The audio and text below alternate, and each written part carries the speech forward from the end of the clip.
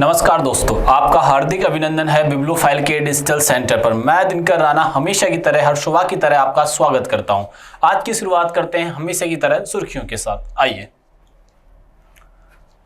हाल ही में आईआईटी मद्रास ने deep tech startups को बढ़ावा देने और उन्हें अंतर्राष्ट्रीय बाजार से जोड़ने के लिए अपना पहला अंतर्राष्ट्रीय सेंटर मोनलो पार्क, कैलिफोर्निया, अमेरिका में लॉन्च किया है।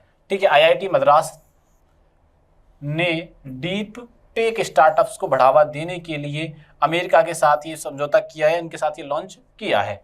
आईओसी ने मई 2026 में बेलारूस के एथलीटों पर टीमों पर लगे प्रतिबंध हटा दिए हैं। 2024 के जब ओलंपिक हुए थे तो उसमें बेलारूस पर प्रतिबंध लगा हुआ था और रूस पर प्रतिबंध लगा हुआ था और बेलारूस पर से प्रतिबंध हटा दिया है। हाल ही में बायोकॉन लिमिटेड की संस्थापक और कार्यकारी अध्यक्ष किरण मजूमदार शो ने अपनी भतीजी क्लेयर मजूमदार को अपना उत्तराधिकारी घोषित किया है। ठीक है ना, क्लेयर मजूमदार को, ये बात आप लोग यहाँ से ध्यान में रखिएगा। पश्चिम बंगाल के पहले भाजपा मुख्यमंत्री के रूप में शुवेंदु अधिकारी ने शपथ ली है। हाल ही में 8 मई को नई दिल्ली में भारत और ऑस्ट्रेलिया के बीच रक्षा नीति वार्ता पर 10वां संस्करण आयोजित किया गया है। हैदराबाद स्थित निजी space startup Skyroot aerospace Bharat की पहली स्पेस टेक यूनिकॉर्न बन गई है। $60 मिलियन की नई फंडिंग के साथ कंपनी का वैल्यूएशन 1.1 बिलियन से अधिक हो गया है। ये बात आपको लोगों को यहाँ से याद रखनी है। एनसीआरबी 2024 रिपोर्ट के अनुसार फिर टॉप पर दिल्ली। अपराध के मामलों में कमी आने के बावजूद राजधानी दिल्ली देश की सबसे ज्यादा क्राइम दर्ज करने वाले महानगरों में पहले स्थान पर आती है। और साइबर क्राइमों की बात करें तो तेलंगाना, ये बात आप लोग यहां से ध्यान रखिएगा। अभी आने वाले हैं चीजें आगे। हाल ही में 30 अप्रैल 2026 को दुबई में आयोजित एक भव्य समारोह में नासिर बिन अहमद बिन ईसा बिन नासिर अल साइकिल को प्रतिष्ठित अर्थ दुबई पुरस्कार के अंतर्गत 1 मिलियन दिरहम 2.2 करोड़ रुपए से अधिक ग्रांड प्राइज से प्रदान किया गया है। ये बात ध्यान रखिएगा। आओ आगे बढ़ते हैं। हाल ही में आईआईटी मद्रास ने डीप टेक स्टार्टअप्स को बढ़ावा देने के लिए अपना पहला अंतर्राष्ट्रीय सेंटर कहाँ लॉन्च किया है? आईआईटी मद्रास ने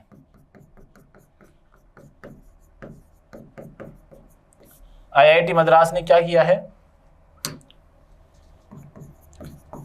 डीप टेक स्टार्टअप को बढ़ाने के लिए, डीप टेक स्टार्टअप्स को बढ़ावा देने के लिए पहला अंतर्राष्ट्रीय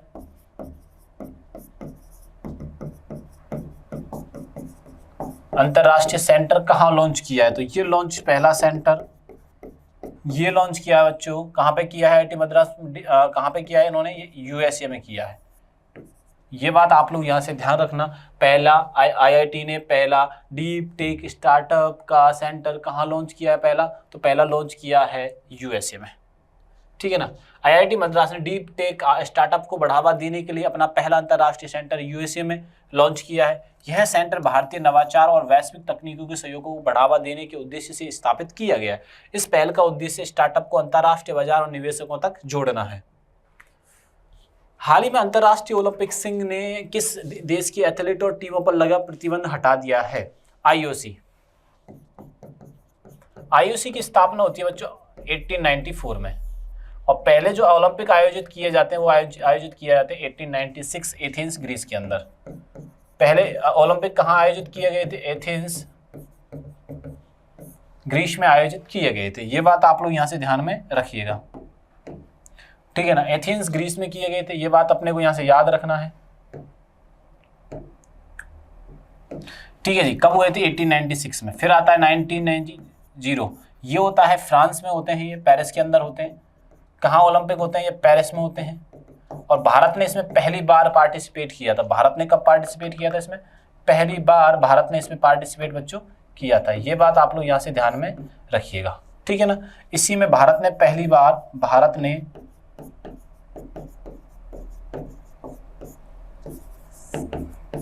बार क्या किया था इसमें? भारत ने पहली बार इसमें पार्टिसिपेट किया था।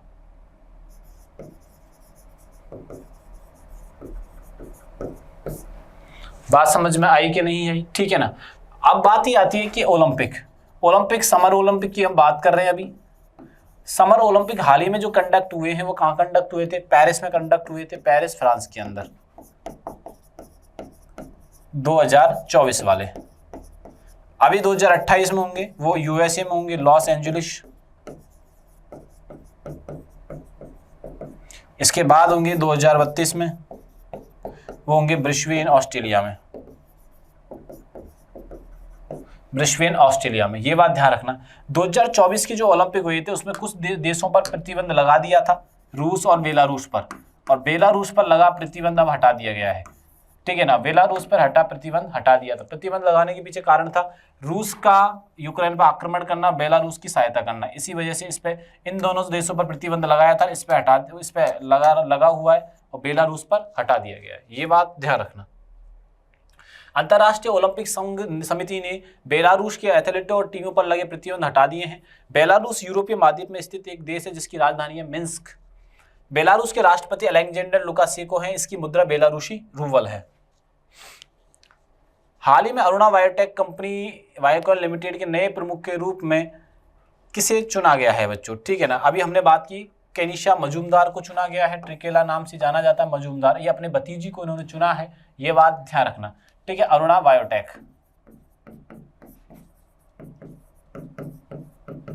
ये बात आप लोग यहां से ध्यान में रखना। केनिशा मजूमदार को बायोकॉन लिमिटेड का नया प्रमुख बनाया गया। बायोकॉन लिमिटेड भारत की प्रमुख बायोटेक कंपनियों में से एक है। यह नियुक्ति कंपनी के नेतृत्व अनुसंधान गतिविधियों को मजबूत करने के उद्देश्य से ली गई है। ये बात आप लोग यहां से ध्यान रखना। पश्चिम बंगाल में पहले बीजेपी मुख्यमंत्री चुन लिए गए, उन्होंने शपथ भी ले ली है। और शपथ कब ली गई थी? 9 मई को उन्होंने शपथ ली थी। 9 मई के दिन क्या होता है? महाराणा प्रताप जयंती थी और रविंद्रनाथ टैगोर भी। ये बात आप लोग यहां से ध्यान में रखिएगा बच्चों। इसी दिन क्या हुआ यहाँ पे 9 मई को क्या ली गई? शपथ ली गई थी, ठीक है। बीजेपी के पहले मुख्यमंत्री के तौर पर, बीजेपी के पहले मुख्यमंत्री के तौर पर शुवेंदु अधिकारी, शुवेंदु अधिकारी ने शपथ ली है बच्चों। ये बात ध्यान रखना, ठीक है ना। ये 9 नंबर के यहाँ पे बने हैं सीएम, ठीक है। आओ आगे बढ़ते हैं। शुवेंदु अधिकारी पश्चिम बंगाल के पहले बीजेपी के रूप में शपथ इन्होंने ग्रहण की है। पश्चिम बंगाल की वर्तमान राजनीति में बीजेपी ने महत्वपूर्ण बढ़त हासिल की है। बीजेपी ने इस चुनाव में 207 सीटें जीती हैं। पश्चिम बंगाल की राजधानी कोलकाता। वर्तमान मुख्यमंत्री कौन थी? वर्तमान तो नहीं रही है अभी, शुवेंदु अधिकारी हो गए, ममता बनर्जी नहीं रही है, ठीक है ना। कोलकाता राजधानी है किसकी? बंगाल की। कोलकाता जो है किस नदी के किनारे बसा हुआ है बच्चों? हुगली नदी के किनारे बसा हुआ है। ये बात ध्यान रखना, ठीक है। कहाँ पे? कोलकाता हुगली नदी के किनारे बसा हुआ है, ठीक है। ये बात ध्यान रखिएगा आप। हाल ही में भारत के किस देश के बीच नीति वार्ता का 10वां संस्करण नई दिल्ली में आयोजित किया गया है? तो ये आयोजित किया गया है, 10वां संस्करण आयोजित किया गया है बच्चों। 10वां संस्करण आयोजित हुआ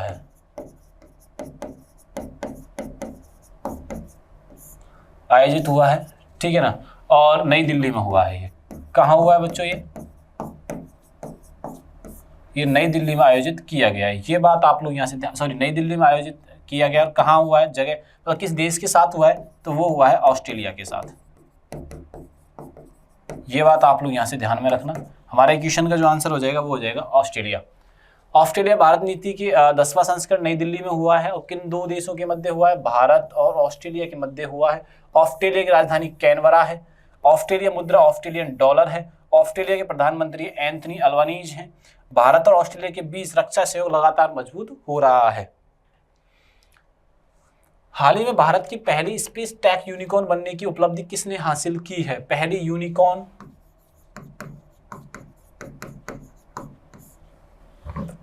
बनने वाली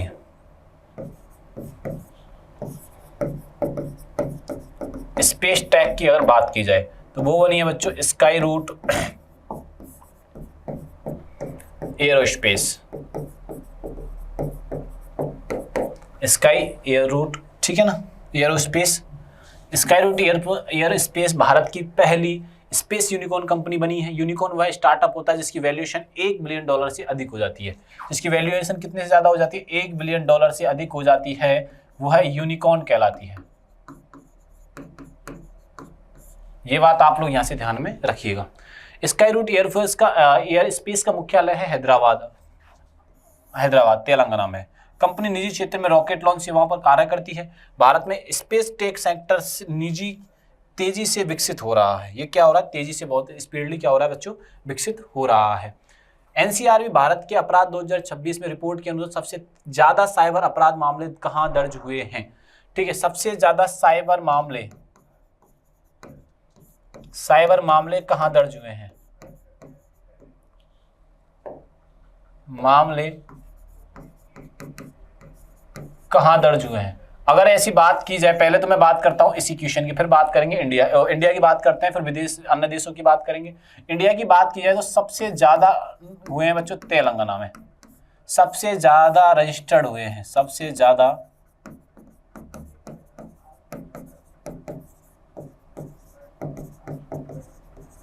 रजिस्टर्ड हुए कहां पे हुए हैं? तेलंगाना में। कहाँ हुए हैं बच्चों? तेलंगाना में हुए हैं। ये बात आप लोग यहाँ से ध्यान में रखिएगा।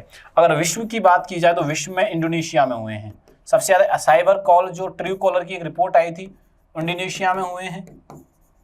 साइबर कॉल, स्पैम कॉल जिसे बोलते हैं हम, स्पैम कॉल। और किसने रिपोर्ट जारी की थी? तो ये एक एप्लीकेशन है, ये कंपनी है ट्रू कॉलर नामक कंपनी ने ये किया था। ठीक है ना, चलो आगे बढ़ते हैं। एनसीआरबी भारत में अपराध 2024 की रिपोर्ट के अनुसार सबसे ज्यादा क्राइम जो दर्ज हुआ है वो तेलंगाना में हुआ है। एनसीआरबी का पूर्ण रूप है नेशनल क्राइम रिकॉर्ड्स ब्यूरो।